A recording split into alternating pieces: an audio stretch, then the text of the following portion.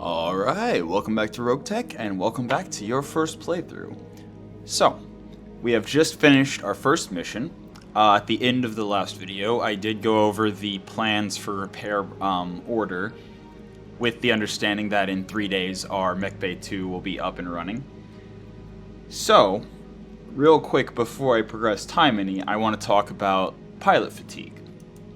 So, unlike with injuries, you can still drop a fatigued pilot on another mission. However, it has increased risk of injury, and if you pay attention in the mech bay, you'll see it reduces their skills. Like, their skill points are very hurt by being fatigued. So, Holdra here is down to 1131. Scion here, 2132.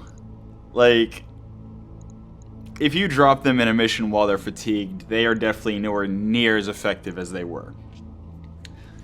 But you can, in a pinch, if needed, if there's no way to even just hire a new Mechwarrior to throw into the fray, you can, if necessary, drop a fatigued pilot on another mission.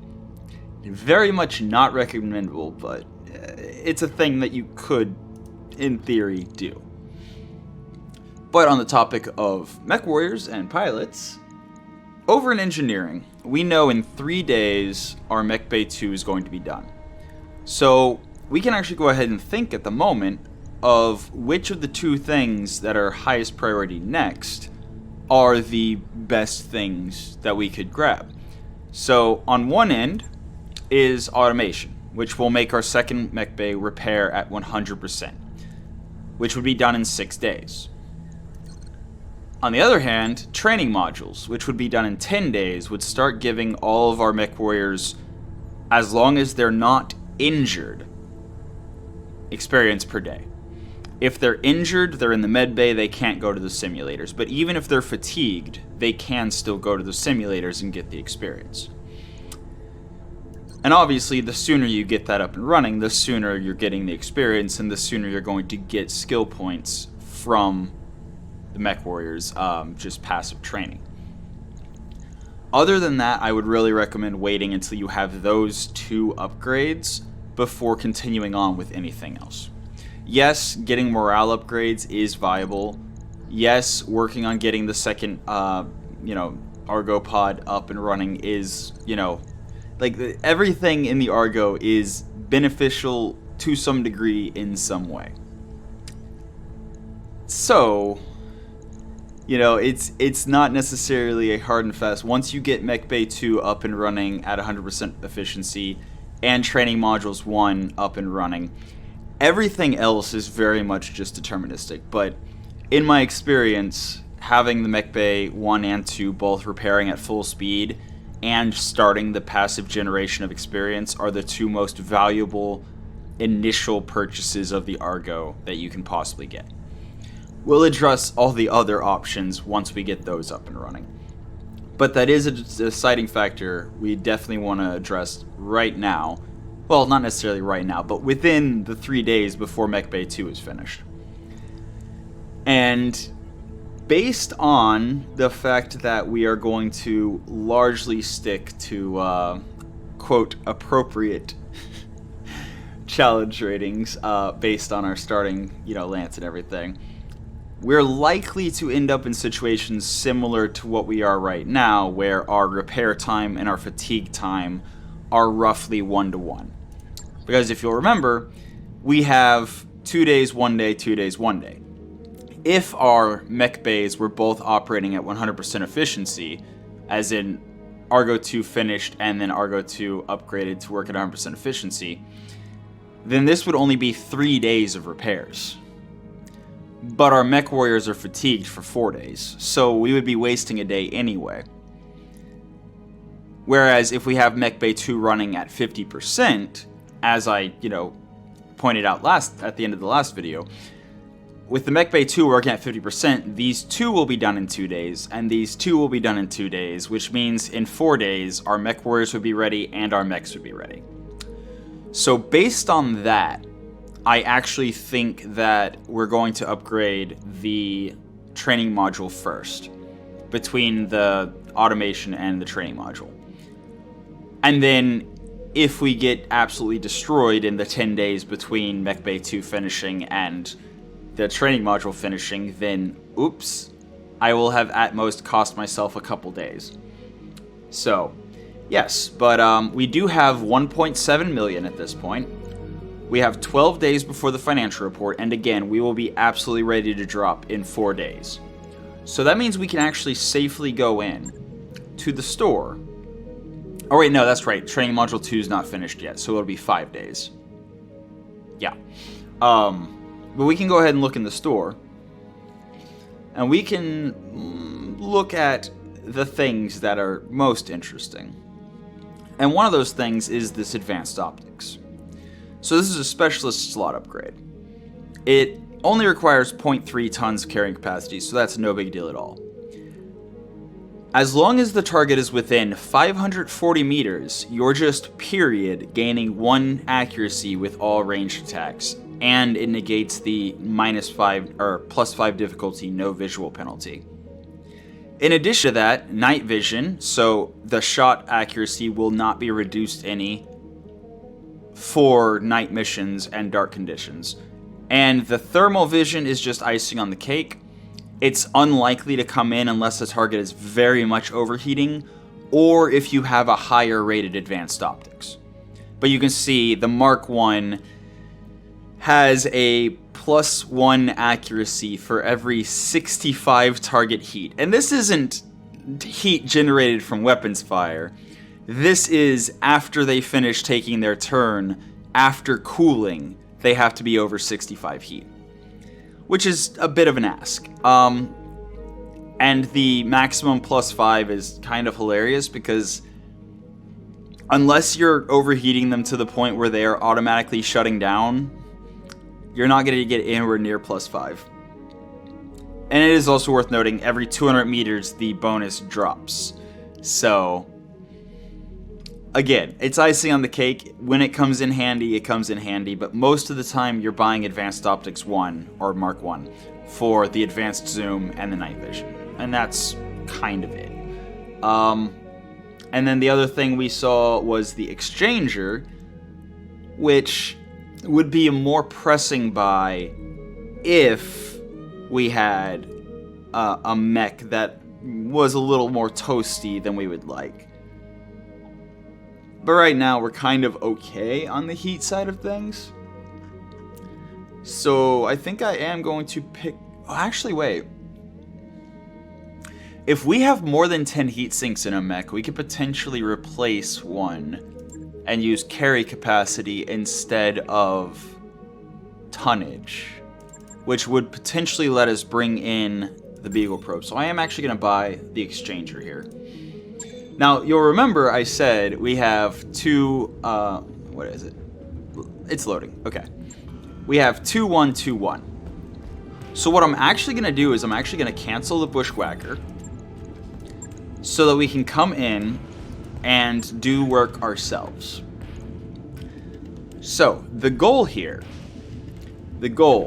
is to try to get the Beagle Probe or more back armor or both. Specifically, that's why I grabbed this Exchanger. So, by putting in this Exchanger, we now have -5% heat generated by weapons fire, which is going to be very helpful with the large laser. The ER large laser is the hottest weapon we're currently running. So that already is going to be a significant help. And then the additional -3 heat per turn is half of a double heat sink. So with that being added, before we added it, our heat delta was -14. By adding it, our heat delta goes up to -19.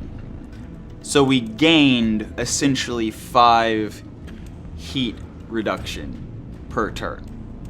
Because you can see our Alpha Strike is 50 heat with the Exchanger, and without the Exchanger is 52 heat. So we save 2 heat there, and then it cools 3 heat per turn.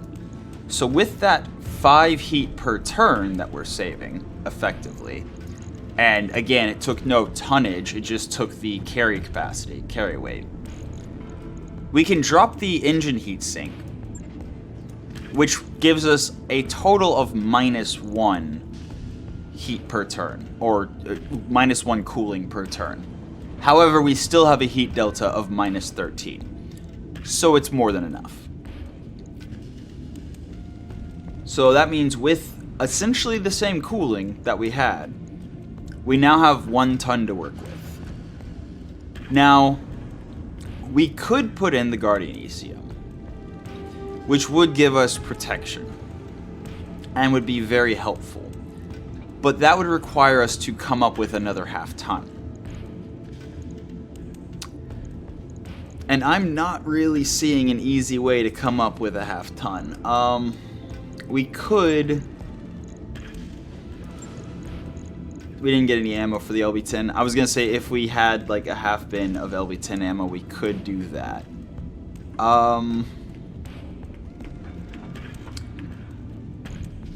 We could drop the cluster shot. We could drop the cluster shot.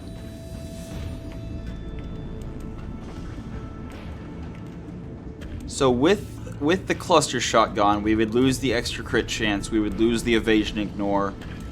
We would lose the ability to have 10 damage instances instead of just 1.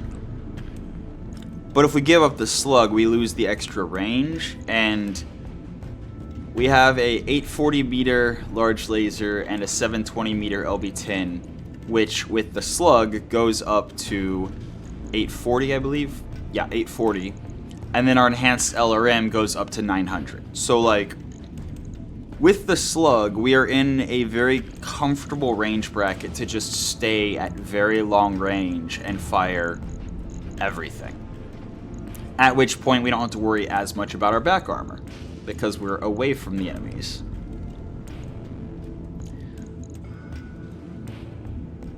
We definitely don't want to drop our LRM ammo to a half bin, because that's 12 alpha strikes as is, and then the half bin would be 6 alpha strikes. So, let's actually consult the store real quick and see if maybe there's something like a half bin of AMS ammo.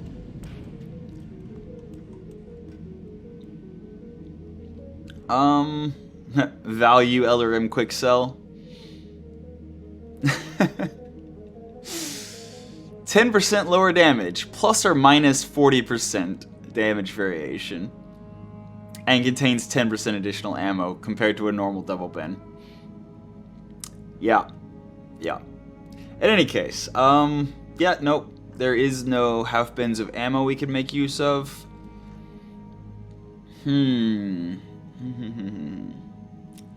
I don't think we're going to be able, with what we have on hand, I don't think we're going to be able to get the Bushwhacker the 1.5 tons without just dropping one of the bins of LB10 ammo. And honestly, until we get more gunnery and tactics,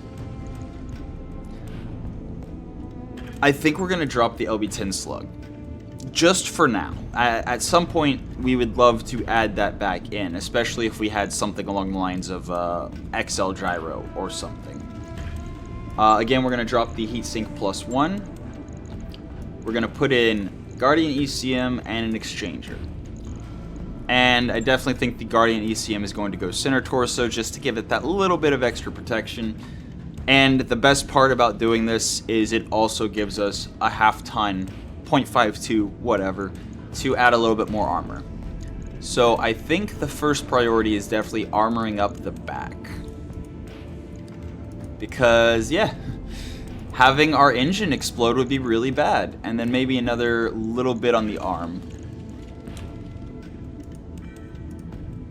Something like that sounds good. So, on the side torsos, we have about double the armor in the back that we had.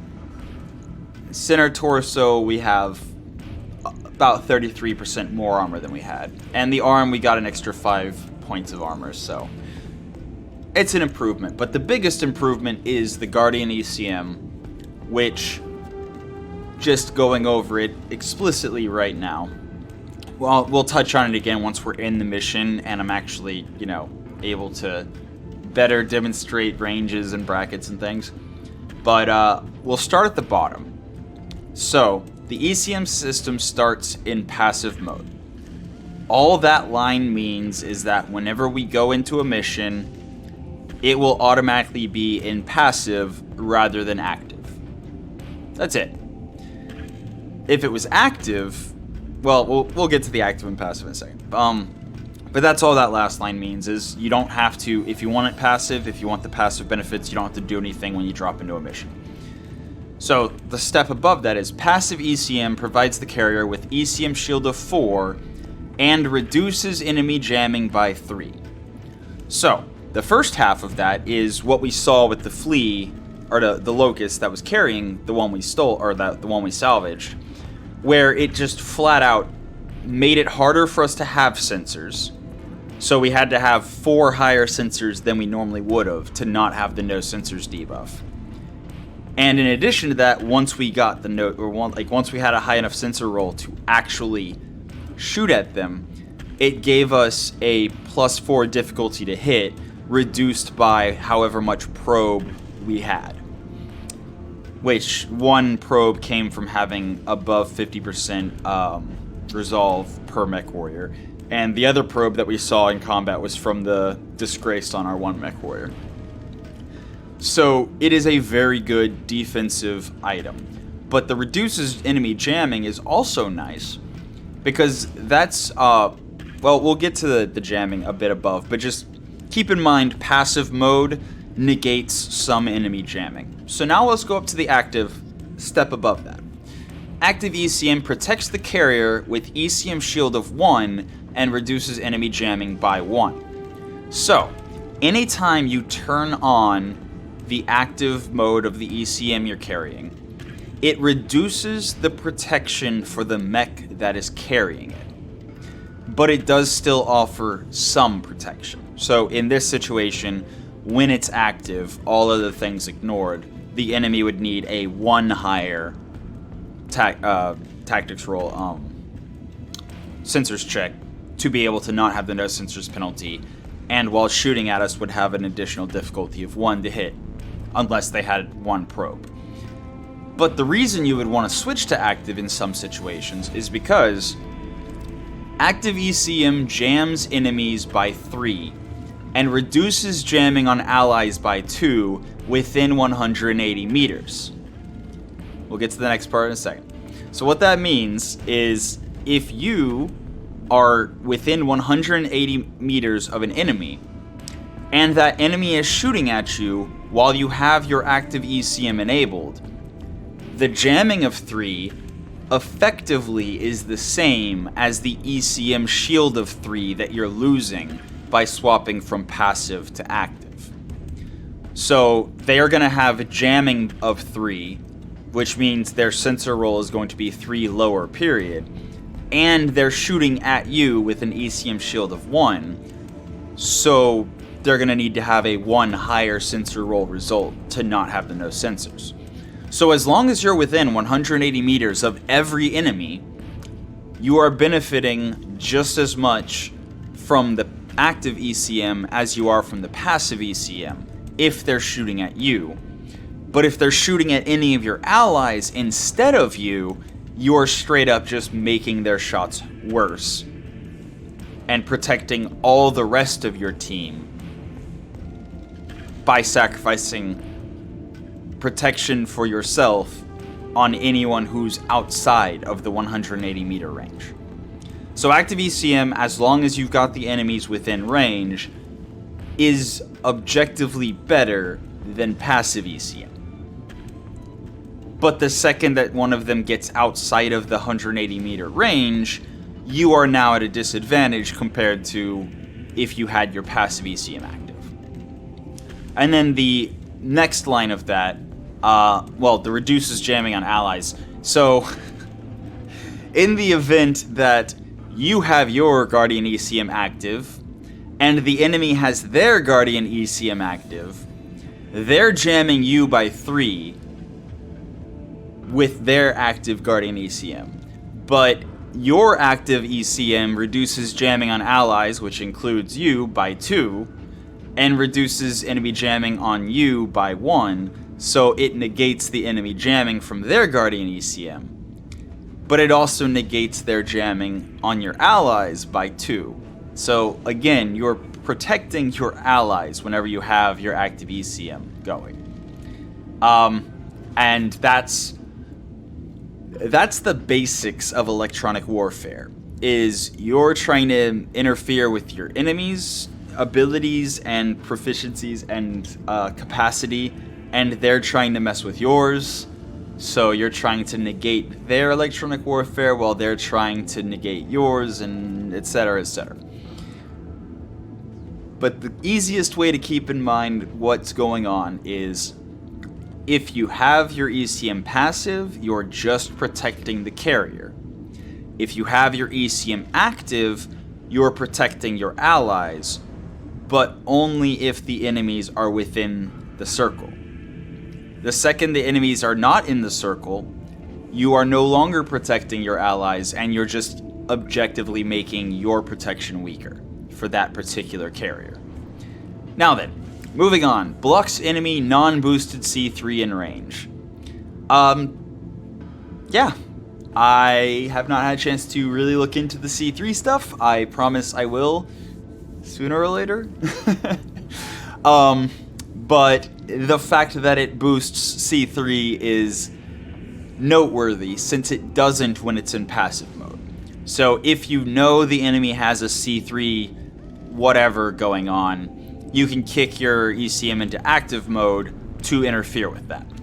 And it just tells you it's the light blue circle. So when you have your ECM, your Guardian ECM active, you'll see a light blue circle around the carrier.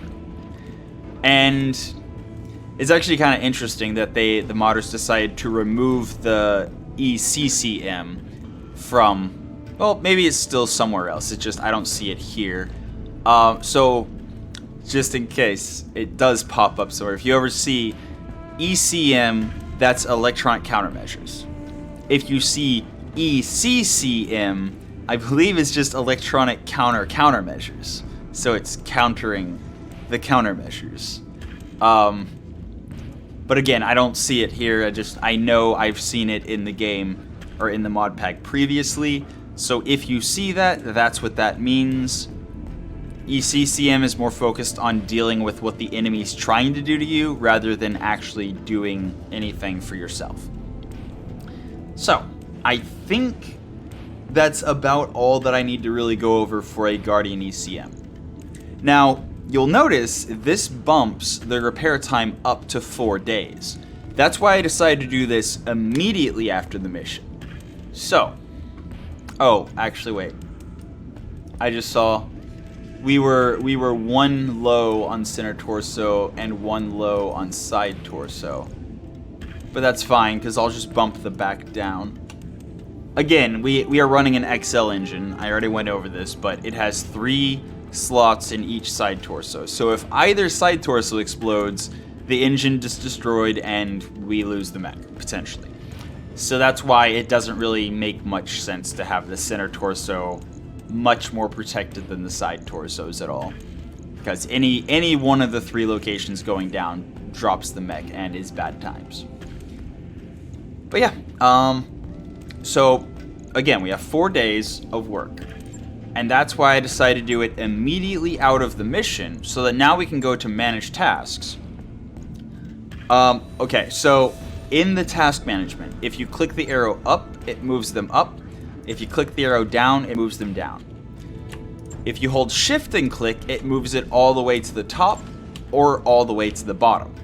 And you'll notice everything else stays in the exact same order. It just shift click moves it up, shift click moves it down, depending on which arrow you click. But Bushwhacker, again, 4 days is our fatigue time. So 4 days is how long we want to spend working on it. Without the second mech bay, that means that this stealth is not going to get worked on until after the Bushwhacker's finished. So, we actually want to bump the stealth up 1, so that now the stealth will be finished in 2 days. The bushwhacker will be worked on for 1 day before Mech Bay 2 is finished.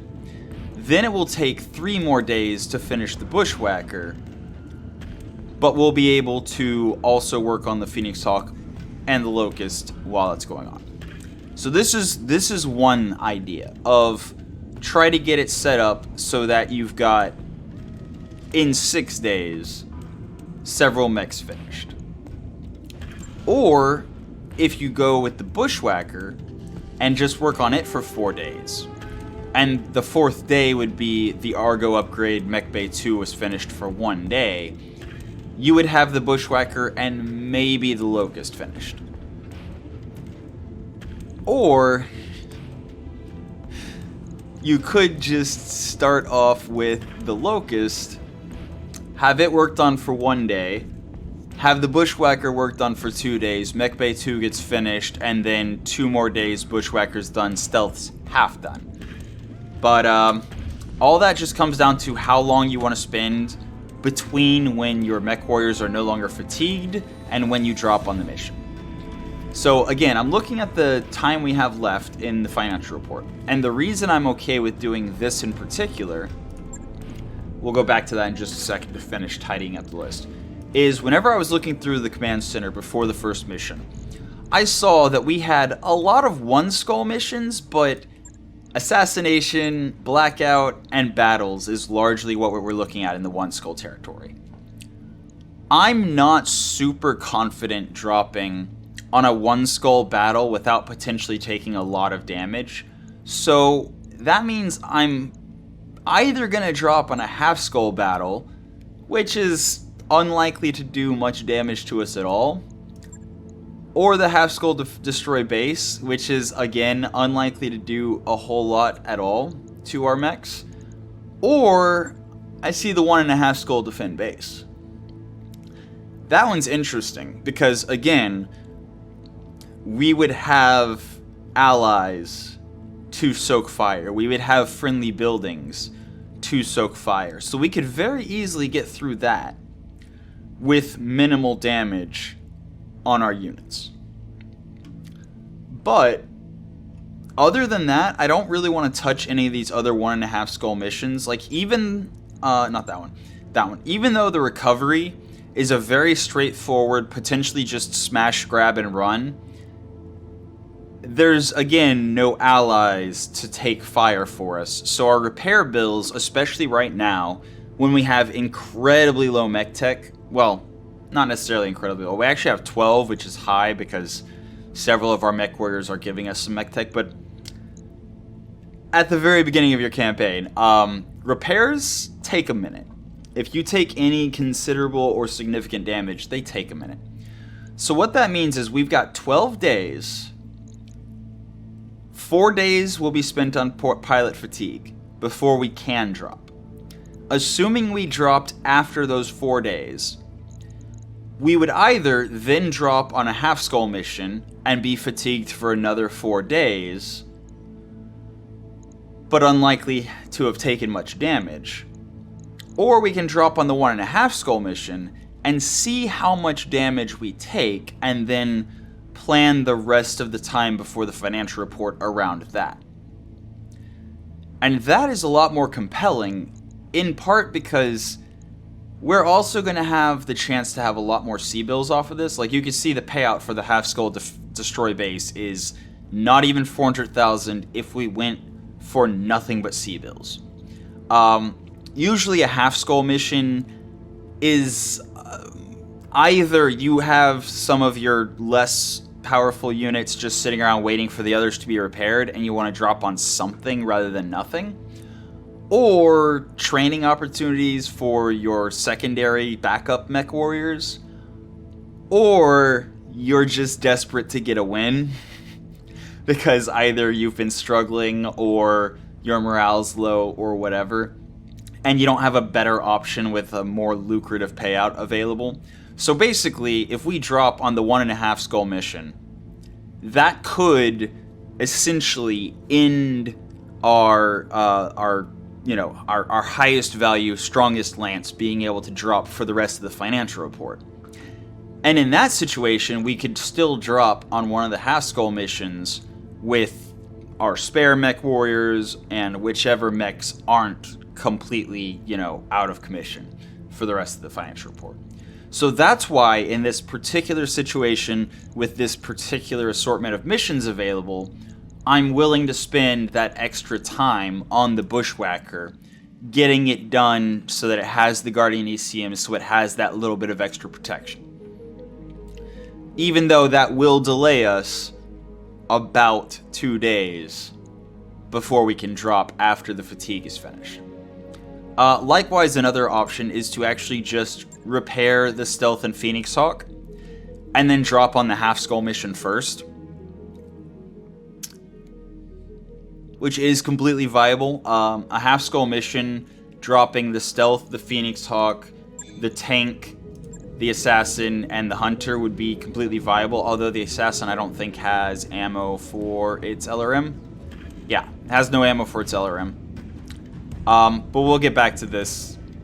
This is... The Assassin's a thing we're going to deal with once we have Mech Bay 2 up, and we have finished repairing the most important stuff. But, yeah, I have already been talking for half an hour. Amazing. Well, we'll start tomorrow's video with advancing time after finishing setting that up. I'll actually decide between videos whether I want to show, because both are viable options. Getting your strongest mechs finished and going on a 1.5 skull mission right now, or just getting what you need to drop finished and going on the half skull mission first, then the 1.5 skull before the end of the financial report.